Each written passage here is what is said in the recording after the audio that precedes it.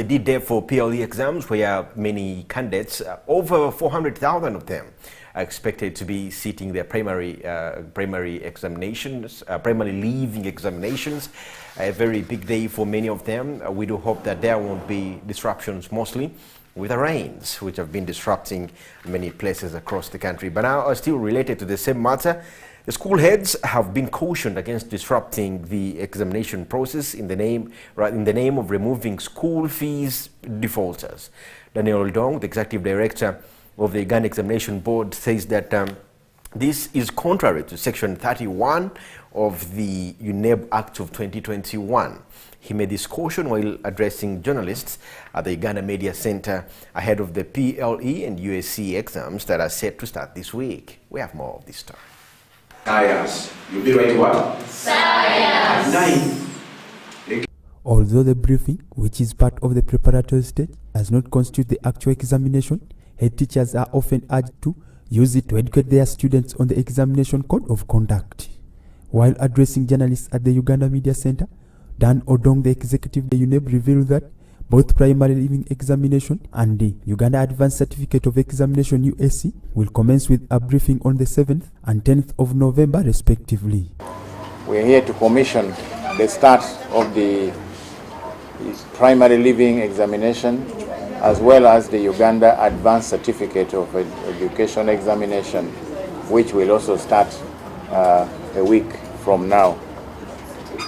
The PLE will commence this afternoon formally with a briefing of the candidates, and the examination will be written tomorrow 8th and 9th the following day, while the UACE, the briefing will be done on Friday this week, and the candidates will begin to write their examination the following Monday, 13th. According to UNEB, the field conduct of the PLE will be handled by 139 district monitors, 11,758 scouts, 10,664 chief invigilators, and over 30,000 invigilators. Yes, the field conduct of the PLE will be handled by 139 district monitors who traveled to the districts last week to make arrangements by way of training the chief invigilators and invigilators who are going to be in charge of the examinations, and also to deploy scouts from the districts where they are to be posted to other districts. So working closely with the security, so a number of security officers have been deployed covertly and overtly to ensure that the conduct of the examinations, both PLE and USCE, will be properly handled. Odong also took the opportunity to address a concerning issue that has been haunting the education sector, warning school head teachers and directors against disrupting candidates due to unpaid school fees. If a head teacher has allowed a candidate to learn up to the day that they are going to write examinations, and then they come in and remove these candidates, try to remove these candidates from the examination room, this is now a criminal offense under Section 30, subsection 1 of the UNEB Act. That is now disrupting the examination. So I continue to make this call. Once you have allowed the learners to remain in the school, they have learned and they have fees balance, but it is now examination time, please allow them to sit without any disruption. The examination board has recorded 749,347 candidates registered for PLE and 110,569 for USCE. John William Ogenda, Freddy Chris Chisao for BTM News Today. Well, now in efforts to facilitate trade between Uganda and Sudan, the government of Uganda is considering developing roads in South Sudan for that same cause. Now, this was revealed by the Permanent Secretary to the Treasurer of the Ministry of Finance, Ramadan Govi. The development follows Uganda traders in Juba who requested the government to construct the Nimule-Juba Road and also to maintain the markets lease in South Sudan. It should be noted that Uganda is taking similar road construction efforts in other countries like the Democratic Republic of Congo and Burundi. We have the story. Uganda carries out regional trade, but main roads leading to those countries hinder the progress of trade between the countries. This prompted Uganda to start constructing roads in other countries to facilitate trade as construction works are going on in DR Congo and Burundi. Now the Permanent Secretary to the Treasury of the Ministry of Finance, Ramadan Govi, has noted that Uganda is considering boosting trade between in South Sudan by constructing roads. When we build this regional infrastructure, like we are building roads in Congo, these are not roads for DRC. They are roads actually for Uganda because they are going to take Ugandan goods. Now they have told me the road from Nimure up to the Juba, it requires construction because it's poor, and yet their trucks which are taking their goods there, they need a road. This is something we are going again to look into as government with the responsible entities, Ministry of Works, and we shall have a conversation as government and we see whether we can replicate what we are doing in Congo and we build that road. So when a conversation starts and then sometimes you hear people saying, you have not built all our roads here. Why are you building the road in Congo? Why are you building the road in South Sudan? Because those roads, they actually, our roads, because they are taking Ugandan goods, and sometimes they make even more economic sense than some of the roads that we will just be building in areas where you are not getting a return. The spokesperson for the Uganda Traders Association, Twaha Othman, has requested the government to maintain its market lease, which is said to expire soon in South Sudan. It's a very big market. It sits on 17 acres of land. The land was leased for 29 years. The lease is ending in 2042, but though it has some challenges where we need government of Uganda's intervention, like the issue of the drainage when it rains. We have also other critical issues where we need the government of Uganda's intervention because this market contributes a lot onto the Uganda's economy, and just a mere government's intervention will help. The purpose of having good roads connecting Uganda to regional countries is to boost economic activities as well as boost trade plus tourism. Btm News Today. Well, as the highly anticipated Busoga Royal Wedding approaches, cash contributions are still coming in from different corporate companies and also other organizations plus stakeholders. Now, today, the National Resistance Movement Party also donated about 300 million towards the Royal Wedding of the Chabazinga Gabola Nadopi IV, which is set for 18th November 2023 at Christ Cathedral in Jinja. We have the story. Since the announcement of the new event in September, several Ugandan companies have made significant contributions to uphold the culture, values and traditions of the Busoga. Notable contributors have supported the cause. Today, the NRM party has also given its contribution of 300 million shillings towards the function.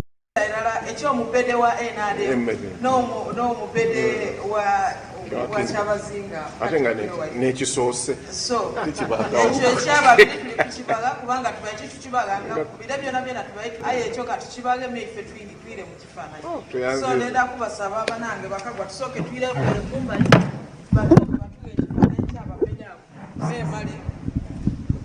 Speaking after receiving the contribution, the Prime Minister for Busoga, Dr. Joseph Muvawala, applauded the general public for their sincere contributions towards the cause. To thank you for the cooperation the party has had, and also thank the Busoga for supporting this, the biggest party in this country. We also want to thank you very much and for accommodating our people. The party for the contribution. And for us, we are ready to receive you to receive you in Bugembe at the church at 10 o'clock, and then thereafter we'll proceed at the reception. We want to thank you for respecting the structures of the kingdom. Right Honorable and your team, for you to have come to us. Ideally, you should have asked us to come. But the fact that our culture and that you have come yourself and your team, we are so honored. For us in the kingdom, we know that culture is a very emotional, very, very emotional. And the culture evokes very high emotions. It is up to government and the parties now to tap into those emotions. What we present to you are very high emotions. What we aim to tap into those emotions for the benefit of your party and also the benefit of our country. We thank you for loving Busoga and the good work your party has done in Busoga, and we hope we'll meet again on the 18th and in other activities that we engaged in. Let me thank the Chief Mobilizer for a job well done. Thank you, and thank you very much. I think we'll have some photo opportunity, and then we will close. Before we have the photo opportunity, we would have this before, because the media must know the people who have come. Scheduled for Saturday, November 18th at Bugembe Christ Cathedral in Chincha, the wedding of the Chawazinga of Busoga, His Royal Highness William Gabla Nadiope and Miss Jovia Mutesi, is expected to be attended by prominent figures from the Eastern region and the central government. An estimated 3,000 special guests will enjoy a reception at Igenge Palace in Jinja City. The event will also be virtually streamed in 12 other venues across different districts of Busoga sub-region. Btm News Today. Well, Uganda is set to hold the 5th annual Business and Human Rights Symposium to pave way to create harmony in workplaces, and also from the business sector to end the violation of human rights. Now, the symposium is intended to enable stakeholders to brainstorm on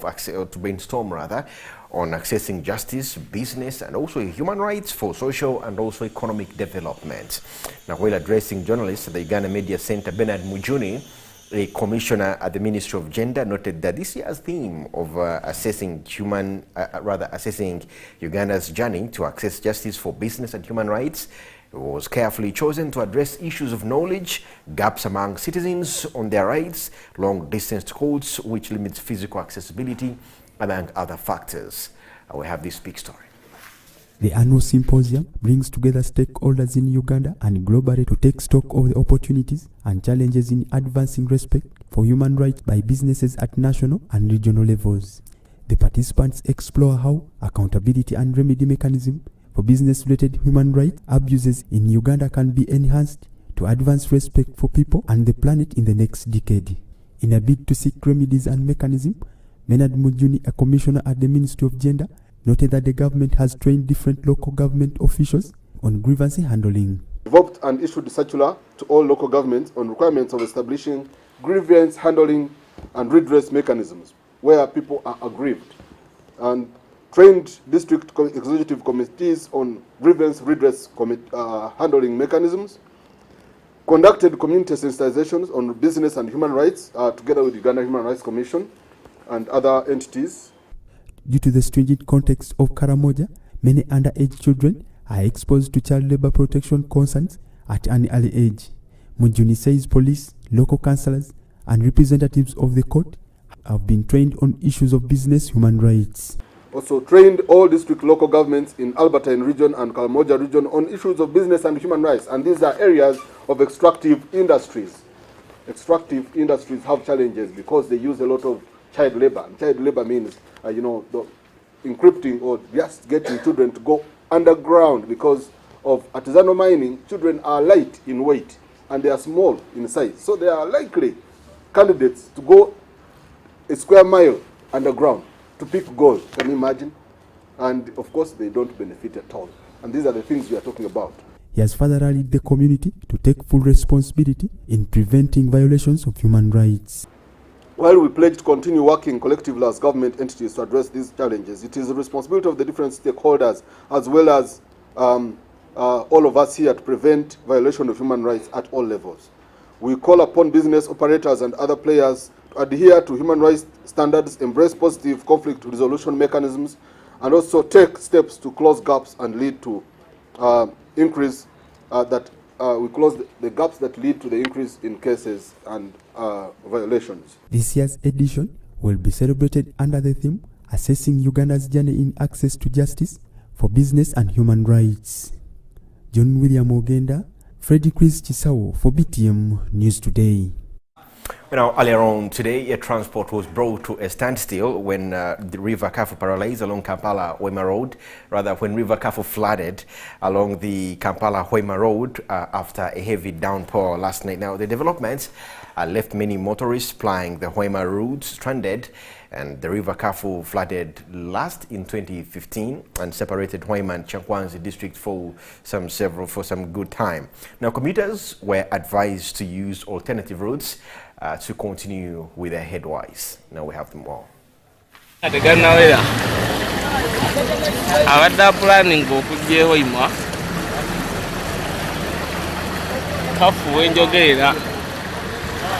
because River Kafu has burst its banks near Kirongo village, situated approximately 19.8 kilometers from Hoima, leading to a significant disruption in connectivity and travel between Hoima and Kampala via Kiwoga.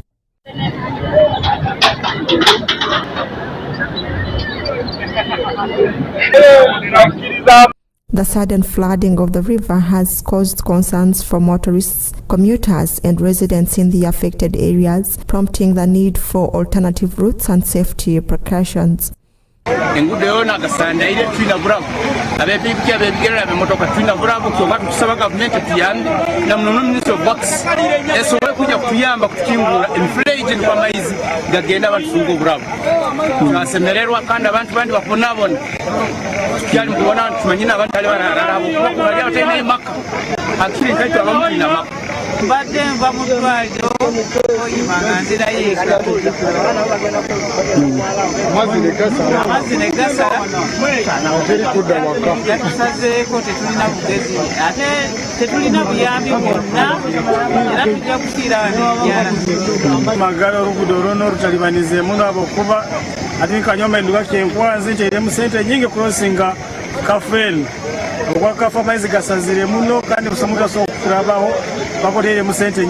Motorists traveling from Kampala to Hoima are strongly advised to use alternative routes to avoid the flooding section of the road. Due to heavy rains of October and November, Kafu Bridge has been cut off, and so we appeal the members of the public using this road to remain calm, remain where you are, at least use other routes other than this main road, because it's now dangerous to our lives. The Uganda National Roads Authority has recommended two main routes, including Hoima-Masinde, Kafu-Ruwero-Kampala route, which provides a safe alternative for those heading from Kampala to Hoima. It bypasses the affected area and ensures a smoother and safer journey. The second route that has been recommended is Buhimba, Narweyo, Kakumiro, Mubende, Kampala route, and this offers another option for motorists looking to reach Hoima from Kampala while avoiding the flooded section of the road. For those traveling in light vehicles from Kampala, a detour option exits of Masode, Mtwetwe, Nkoko, Narweyo, Hoima road has been recommended. The Uganda National Roads Authority has issued a warning to all road users, emphasizing the importance of avoiding flooded sections of the road network for their safety. Crossing flooded roads can be dangerous and is strongly discouraged. According to UNRA, local authorities and disaster response teams are closely monitoring the situation, and efforts are underway to address the flooding and restore normal travel conditions. In the meantime, motorists and commuters are urged to exercise caution, adhere to the recommended alternative routes, and stay informed about updates regarding the situation. In March this year, the Katonga River burst its banks, leading to an immense water flow that inundated parts of the Katonga Bridge and cut off the Kampala-Masaka Highway. In Imbarara, River Rizi also burst its banks, destroying crops and several buildings as water swept through areas neighboring the river. The report was compiled by Marvin Mutabazi for Btm News Today. Now, thousands of people earlier on today missed out on the recently distributed mosquito nets in Kasese district. Now, Kasese district, with an estimate of over 140,000 households, is an average household size with roughly 4.9. Now, local leaders argue that the nets that were delivered do not correspond with the number of people in the entire district. And a reporter in Kasese gathered for you this. The nationwide distribution of mosquito nets is a cornerstone of the Ministry of Health strategy to combat malaria, a prevalent and life-threatening disease. Like in many other areas, nets have turned out to be very few compared to the available population.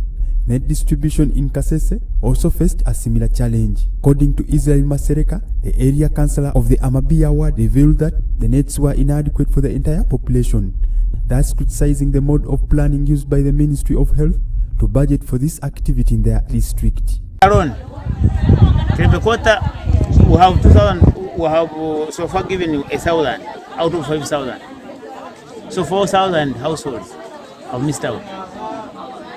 What does that mean? It means that Ministry of Health did not budget according to the wishes of the people. They budgeted from up. The budgeting should have been from lower up. But for them, they budgeted from Kampala, they just estimated. Asif Kasim Kamabia contends that the number of bells sent was outnumbered by the population, adding that most of those registered in the system did not get the nets. We have distributed nets, but a lot of people have not got the nets because the bells were very few. I think maybe we are asking the government to send us for more bells because the big number has not gone. Some of the beneficiaries who missed out lashed out at the officials manning this exercise, as some were heard demanding their names be erased from the registrar, lamenting that it was no longer purposeful.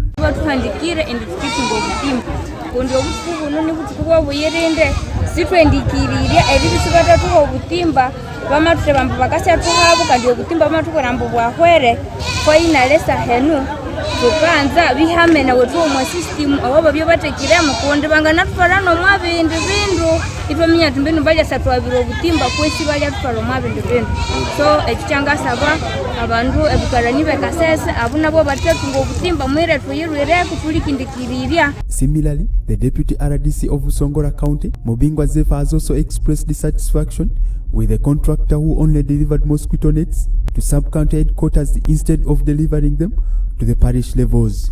However, he was quick to call for calm, noting that the issue was being addressed. Because even for us, we are not happy with what he did. We have been trying to get in touch with him, but unfortunately he has already gone back. And we are now trying, of course, as government. This is a government program. We cannot just say that this is the contractor has gone away. You can't just sit back. We have made an arrangement as a district to see that we can internally manage the movement of these bells. Police at some distribution points were seen trying to calm down the situation. John William Ogenda, Freddy Chris Chisao for Btm News Today.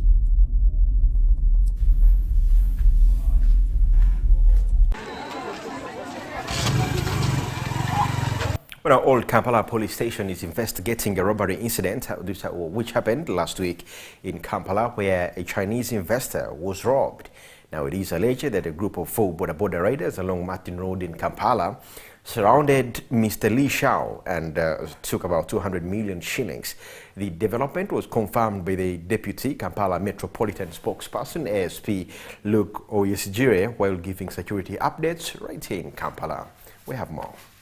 Last week on Friday, a Chinese national who was carrying 200 million shillings was attacked and robbed by a group of border riders along Martin Road in Old Kampala. According to ASP Luko Westjide, the deputy spokesperson, Kampala Metropolitan.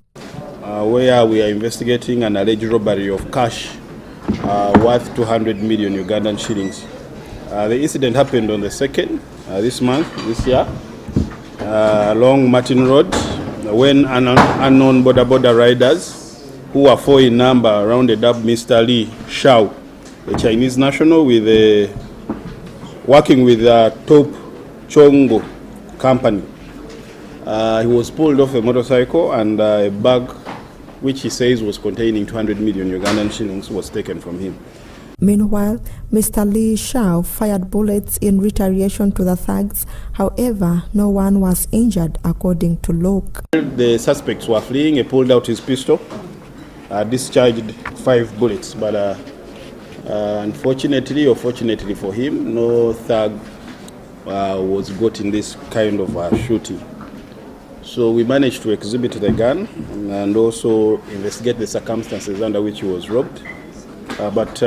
It is from here that he wants the Chinese community to desist from moving with bulk cash without enough security. This, of course, should be as a warning to members of the Chinese fraternity. We have many times registered such cases, and we have always informed them not to move with a lot of money. If they are to move with any, they should always seek services of the police or any private security company in transporting cash, because this money is a lot. The crime intelligence team is on the ground to gather all the facts involved in the incident. So an investigation is ongoing to ascertain, first of all, the number plates of the motorcycle, who are the riders, and also embark on the journey of recovering the money that has been stolen. Relatively, Luke has further warned all betting companies that operate 24/7 to avoid large numbers of customers, as well as border riders who bet and spend nights at the company, as these are deemed as security threats. Masks. It is alleged that they were armed with a gun, preferably a submachine gun. They entered a betting place which was being operated by Fort Bet Company, the one of Lubya Parish in Lubaga Division, Kampala District. The allegation is that their assailants came in, robbed at about 1:30 a.m. in the morning. They came in and robbed money worth 3 million and phones which were 89. We have noted that the place works as a hub for betting, but the people who go to practice the betting kind of thing don't leave this place. They actually sleep there. Meanwhile, Luke has also updated the media on the ongoing operation to wipe out the panga welding thugs, terrorizing areas of Chemuka in the Chebando Zone, Wakiso District. Group of panga welding thugs who allegedly have been terrorizing areas of Chemuka, Chebando Zone and Nsumbi at night, robbing people using pangas. It is alleged that the information we got is that they were staying 5 in one room. So we raided the room and recovered exhibits of pangas. Police will continue its operations across the country to ensure order and security are restored. Josephine Mutesi Kim, Btm News Today. Well, let's take a look at what's making today's Btm Health.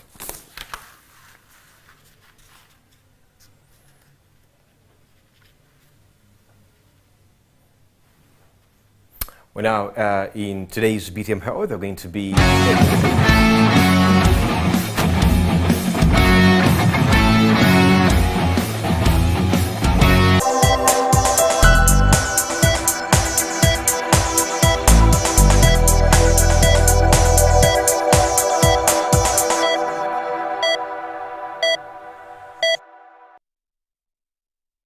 Well, today's Btm Health, we're going to be taking a look at some of the health benefits of chicory root fiber. Let's have a look. 5 emerging benefits and uses of chicory root fiber. Chicory root comes from a plant with bright blue flowers that belongs to the dendron family.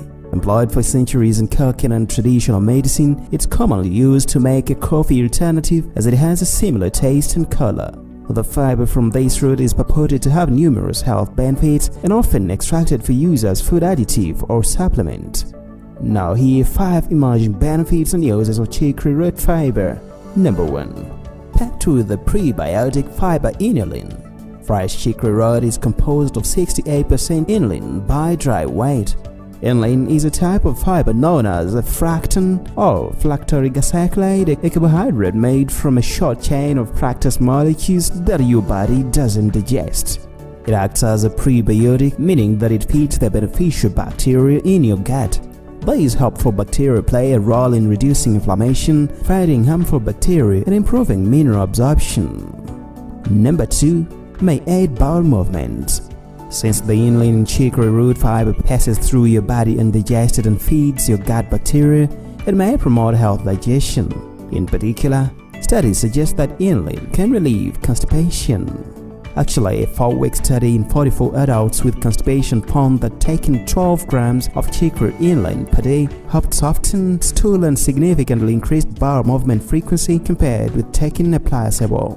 Number 3. May improve blood sugar control. Chicory root fiber may boost blood sugar control, especially in people with diabetes. This may be due to its inulin, which promotes the growth of beneficial bacteria involved in carbohydrate metabolism, which breaks down carbs into sugars, and sensitivity to insulin, the hormone that helps absorb sugar from the blood. Number 4. May support weight loss. Some studies suggest that chicory root fiber may regulate appetite and decrease overall calorie intake, possibly leading to weight loss. A 12-week study in 48 adults with excess weight determined that taking 21 grams per day of chicory-derived oligofructose, which is very similar to inulin, led to a significant 2.2 pound, which is 1 kilogram average reduction in body weight, while the placebo group gained weight. And then number 5, easy to add to your diet. Chicory root fiber is easy to add to your diet. In fact, you may already be consuming it without realizing it, as it's sometimes used as an additive in packaged foods. It's increasingly common to see chicory root processed for its inulin, which is used to increase fiber content, or some as sugar or fat substitute due to its scaling properties and slightly sweet flavor respectively. Btm Health for Btm News Today.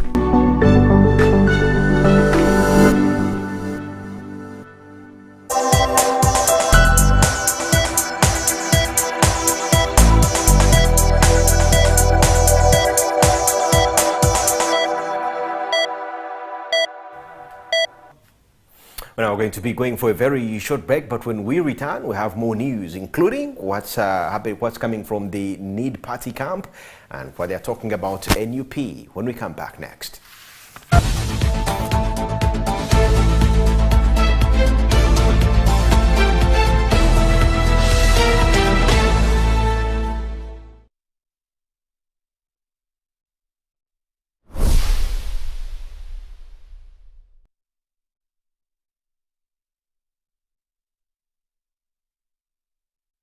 Obadde okimanyi nti buli lw'okula myaka ekirungo ekiyitibwa calcium kigenda kigwa mu magumba go, ekyo kireetera amagumba go okunafuwa era kikuviirako n'okulumizibwa amagumba. Omugejo ogususse guleetera amagumba go okutendewalirwa nga gawanirira obuzito bwo, era kino kikuviirako obulumi bw'omu magumba. Omukyala omuzito weetaganya ekirungo ekikwongera calcium mu magumba kuba oba omugabana n'omwana atondebwa mu lubuto lwo. Okukola ennyo, okusitula ebizitowa, okutuula okumala essaawa empanvu, ebyo byonna bikuviirako obulumi bw'omu magumba. Obulumi bw'omu magumba businga kuwulikika mu nnyingo naddala ng'oyimuka ng'obadde otudde oba ng'obadde weebase. Tosaana kuba mu bulumi obwo. Abakugu b'endwadde z'amagumba bakuleetedde Glucogen capsules, Atho extra capsules ne Zaminoca capsules za butonde 10 ku 10 zikolebwa aba BF Suma. Zifune leero ku noti 75 79 77 91 ne noti 788 noti 6 56 4.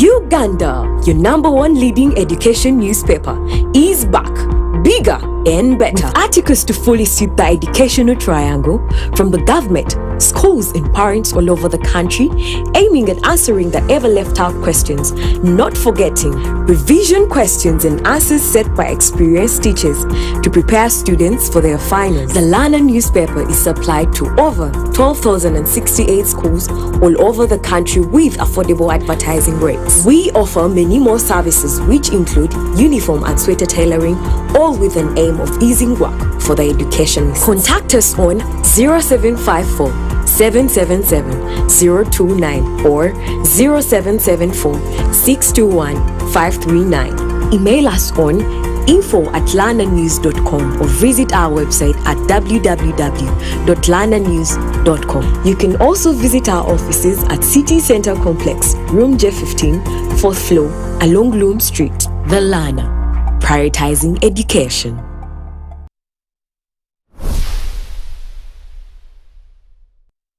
Are you ready for a joyous Christmas experience like no other? Join us on Friday, 15th December 2023 at Tobani Center, Level 2 for an unforgettable family joy concert hosted by myself, Patrick Cyrus Chicken, and friends, as we serenade you with our jazz renditions of beloved Christmas classics, from smooth saxophone solos to soul-stirring piano melody. Bring your family, friends, and loved ones to experience Christmas through joy. Get your tickets now at the Tobani Center or call to secure your spot for this unmissable Christmas family jazz concert.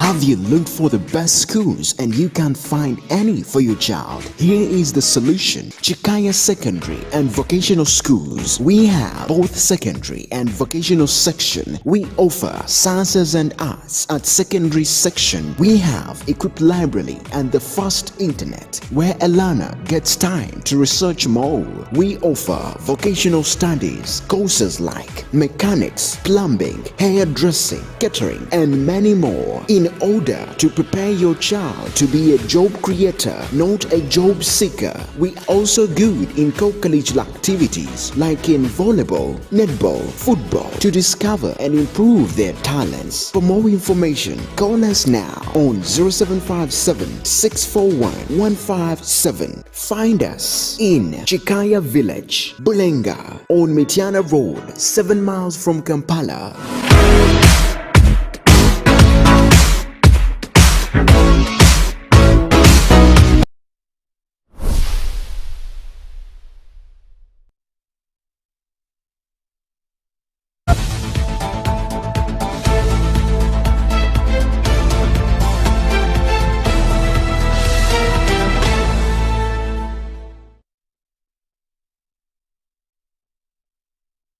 Good evening and you're welcome back. Thank you so much for staying with us. You're still watching Btm News Today.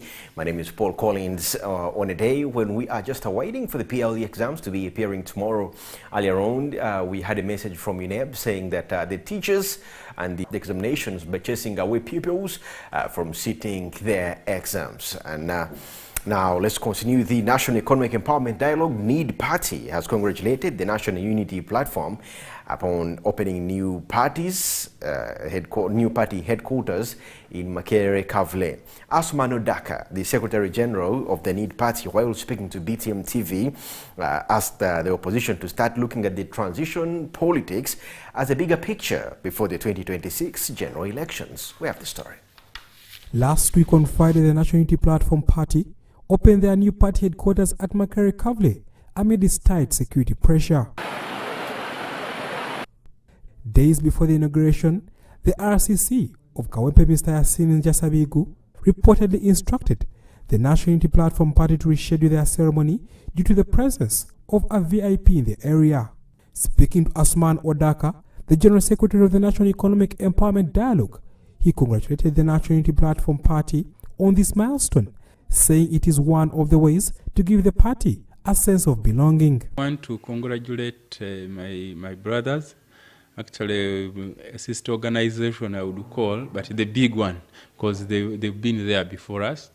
You know, getting a political home is such a huge thing, because it reinforces your mobilization. It gives a sense of belonging when membership is scattered all over. Odaka says that this gives NUP a future in the politics of Uganda, unlike the national resistance movement that has for over 30 years failed to get a home. Symbol that an organization thinks of posterity. Every political party that thinks about posterity, thinks about institutionalizing, must have a home. And that's why we normally, the party in government, we normally look at them and you think, you don't know if this party thinks about time after Mr. Museveni. The security stampede that delayed the opening of the party offices has been condemned by Odaka, as he calls it illegal as per the laws of Uganda. But I want to condemn in the strongest terms possible the security. Police and the army said they didn't have enough security to protect but they had security enough to prevent them. I saw, you see, even under the draconian Public Order and Management Act, they exempt such activities from police regulation and so on. But for this one, they went to stop. And guess what? The reason they were giving, that some VIP is also in Kawempe. Odaka says Uganda, as a country, has had an overdose of elections, calling for a talk on transition to secure the peaceful change of power in the country. That we have had an overdose of elections in this country. And what we see is after every election, all of us know what happens. They beat people, they kill people, they imprison people, they steal the elections. So what is sensible to talk about is to have a proper election. We are talking about elections, yet a leader, at a time when we are supposed to be talking about transition agenda. We are talking about the next election when we don't have any intention of reforming electoral laws. He adds that politicians need to start putting Uganda first before their own selfish needs. People, as political players, we must begin thinking, we must never begin thinking that we are bigger than the country. The country is always bigger than us. And unless we begin portraying to the people that the country is bigger than our trivial differences, the people of this country, when things go wrong, we are actually indirectly telling them to cut each other. That's what that kind of rivalry means. So tensions between NUP and the security forces have persisted for some time, reflecting the struggles that are faced by the opposition groups trying to spread their agenda in Uganda. Bruce Mugabe, John William Ogenda for Btm News Today. And for international news right now, let's have a look.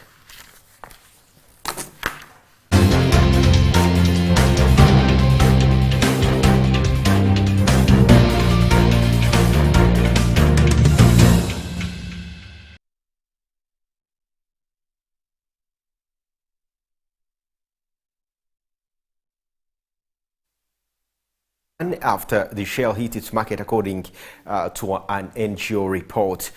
Separatist rebels killed also 20 people, including women and children, in an attack on one village in Cameroon's restive Anglophone regions. The government also came out to produce the report earlier on Monday. And in Libya, 600 people have been deported because of lack of proper documents. We have all these big stories in our global wrap. More than 20 people were killed over the weekend after shells hit a market in a suburb of the Sudanese capital Khartoum, a committee of pro-democracy lawyers said in a statement. It was the latest bloodshed in the fighting since April between the forces of the Yame chief Abdel Fattah al-Burhan and his former deputy Mohamed Hamdan Daglo, who commands the Rapid Support Forces.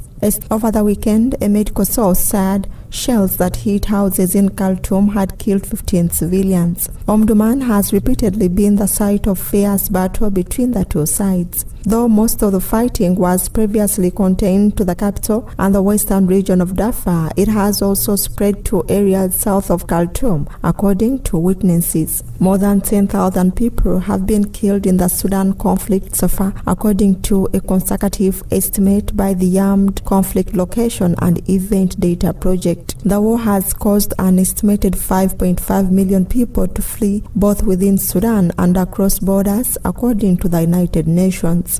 In Cameroon, separatist rebels killed nearly 20 people, including women and children, in an attack on a village in one of the Cameroon's restive Anglophone regions, the government said yesterday. The overnight assault occurred at Egbekau village in western Cameroon, the scene of deadly clashes between rebels and government forces for 7 years, have been crippled by conflict since separatists declared independence in 2017. It followed decades of grievances over perceived discrimination by the Francophone majority. The conflict has claimed more than 6,000 lives and forced more than 1 million people to flee their homes, according to the International Crisis Group. To Libya, some 600 Egyptian nationals residing illegally in Libya were killed on Monday outside the Tripoli-based Directorate of Combating Illegal Migration to receive a pass that would enable them to leave Libya. Until recently, United Nations agencies were responsible for repatriating refugees and migrants in Libya. But after recent agreement between Libya's two administrations, the DCMI, which is affiliated with the Western government's Interior Ministry, was put in charge of deportations. Thousands of Egyptians have lived in Libya for years. Many work in sectors agriculture, construction, and other sectors. Some pass through Libya in attempt to reach Europe. The North American country has also become a hub for tens of thousands of migrants seeking to reach Europe by sea every year.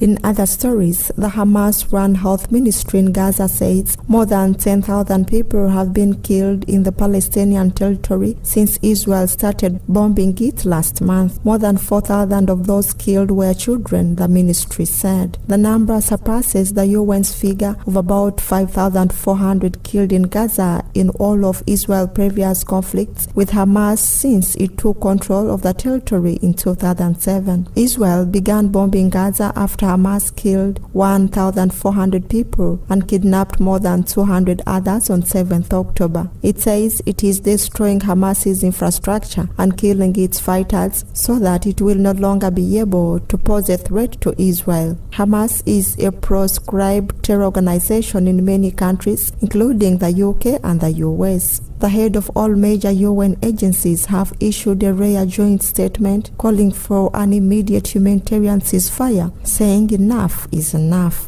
Israel has rejected the idea of ceasefire, for which its Arab neighbors have also been calling, and for a humanitarian pause, which is the solution favored by its ally, the United States. Btm News Today.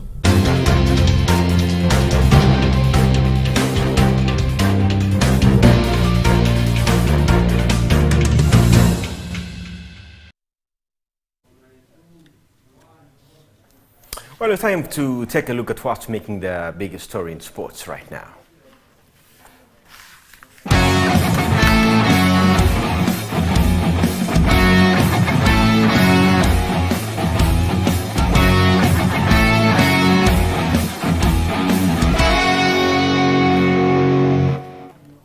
Looks like Uganda again will face Senegal in Dakar on November 10th, 2023, before the two teams face off a week later at the FUFA Technical Center in Injeru, right here in Kampala. Now, to reach this round, the Queen Cranes eliminated Mozambique on an 8-0 win on an aggregate after 2 legs. We have the story. What's wrong with you? The national under-20 women's team, the Queen Cranes, started preparations ahead of their forthcoming third round of FIFA Under-20 Women's World Cup qualifier matches against Senegal. At least 28 players were summoned by coach Ayubu Khalifa Chinji last month. The team will however miss Captain Hadija Nandago and Assistant Captain Fiona Nablime, who are both left out because they are doing their Senior 6 examinations. The stakes are high as the winner between Uganda and Senegal will secure a spot in 4th round of qualifiers, a round that will ultimately determine which 4 African teams will earn the privilege of representing the continent at the FIFA Under-20 Women's World Cup in Colombia next year. We've been training well and we promise to bring results, to bring a win from Senegal. And what I see, all my teammates are ready and they are cooperative. They are ready to bring a win. We have some 2 days off. These guys are going for the games over the weekend. We're back. The good thing we have come back, preparing to play against Senegal, a team we know we're going to win as we go. So the girls are ready, devoted, and I know they'll give us the best. Only 4 qualified teams from Africa will play the finals of the 2024 FIFA Under-20 Women's World Cup, to be hosted by Colombia from September 5th to 22nd of 2024. Meanwhile, Roberto Goncalves Docamo Oliveira, alias Robertinho, has been sacked by Simba Sports Club less than 2 days after a humiliating 5-1 defeat to rivals Young African in Kariakoo Derby. This was confirmed by the Tanzanian club on Tuesday, November 7th, in a statement released on the club's communication channels. Robertinho joined the Mzambizi in January this year after leaving Uganda champions Vipers and guided the club to the quarter-finals of the CAF Champions League. He leaves Simba third on the Tanzanian Premier League table with 18 points, 3 behind leaders Young Africans, who have played 1 more game. The defeat to Young Africans was the first the club has suffered in the competition and won 6 of the 7 encounters so far. Btm Sports for Btm News Today.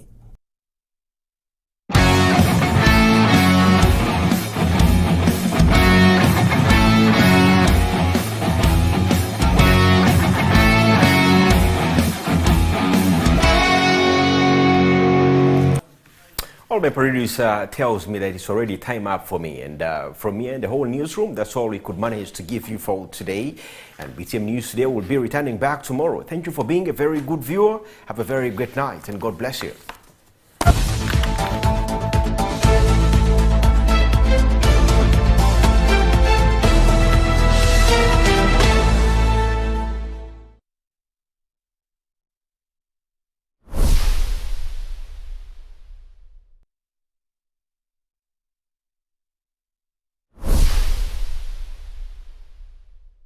Don't miss on BTM.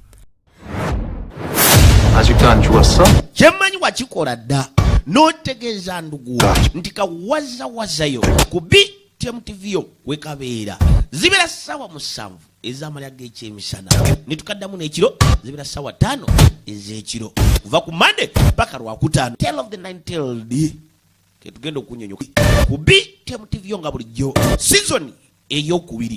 Saagala okasubwe togezaako kiwandowooza yakubiri wetugenda okanyonyokera wengenda okayulizayuliza wengenda okezingiramu. Sit back and relax with BTM. We transform.